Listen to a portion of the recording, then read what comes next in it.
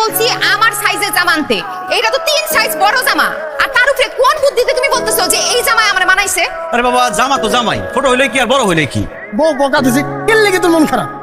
আরে ভাই, আমার বউ আমার সাথে খারাপ ব্যবহার করছে, আমার ঘর থেকে বের করে দিছে, আমার মন খারাপ হবে না? ছেলে কেমন, ছেলের বাবা কি করে, সহায় সম্পত্তি কত আছে, আশেপাশের মানুষের ধারণা কি? বাস, আর বলতে হবে না।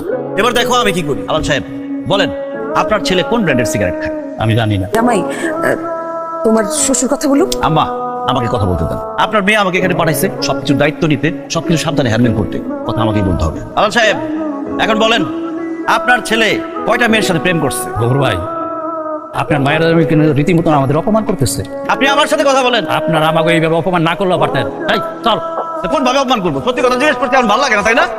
ওই ছেলের বাপ খুবই রাগ করে ছেলের নিয়ে চলে গেছে। না, আমার কোনো পোলা নাই, জামাইটার উপরে ভরসা করলাম। সে যদি এরকম উল্টা পাল্টা করে তাহলে আমি ভরসাটা রাখুন কার উপরে?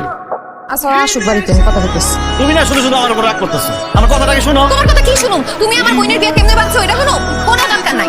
আমার নিজের যাওয়া উচিত আছে, আমার ভুল হয়েছে, আমি তোমারে পাঠাইছি। তুমি সবসময় আমার উপর রাগ করো। এর বিরাট জমি, মানে এই পুরো গ্রাম নাই, কিন্তু তার যত দিকে চোখ যাইবো সব জমি আমার শ্বশুরের। তা আমি এখানে থাইকা এইসব দেখাশোনা করি, আর সে শহরে থাইকা রিয়েল এস্টেটের দেখাশোনা করে। তাই এখন সে গ্রামে আসছে আর কি ঘুরতে। তাই নাকি? কিন্তু আমাকে সাথী বললো যে আপনাদের অবস্থা খুব গরিব।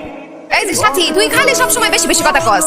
আরে চুলমু এমন চাপা মারুম, চুলমুল লাগবো নাকি? চুলি খারাপ করে। হ্যাঁ, ঠিক আছে, আমি তাহলে এই বাজার টাজার ভাই খাই, নাস্তা পানি দেই, তুমি যাও। হ্যাঁ, এগুলো কথা তুমি যা খুশি করো, আমি দেখাই দিতেছি। ঠিক আছে। আচ্ছা, এই সোহেল বালকটা কে? আরে কেউ না, ওই যে মিতার সাথে প্রেম ছিল, বুঝছো, এখনো ভুলতে পারে না, এই জন্য ভুলে ফেলাইছে। How are you? Nice to meet you. Yes, yes. এটা তুমি সাথী না? চিনছো আমারে? চিনবো না কান্দুলা ভাই, আপনার বিয়ের সময় আসছিলাম না, আপনি আমার চিনছে? জি। আপনার যে এরকম বিরাট অবস্থা এটা তো জানতামই না। আমি নিজেও জানতাম না। জি, কি বললেন? বলছি যে মানে অনেক টাকা পয়সা থাকলে যা হয় আর কি। তোর প্রচুর ব্যবসা তো, আমি নিজে ভুলে যাই কোনটা আমার ব্যবসা।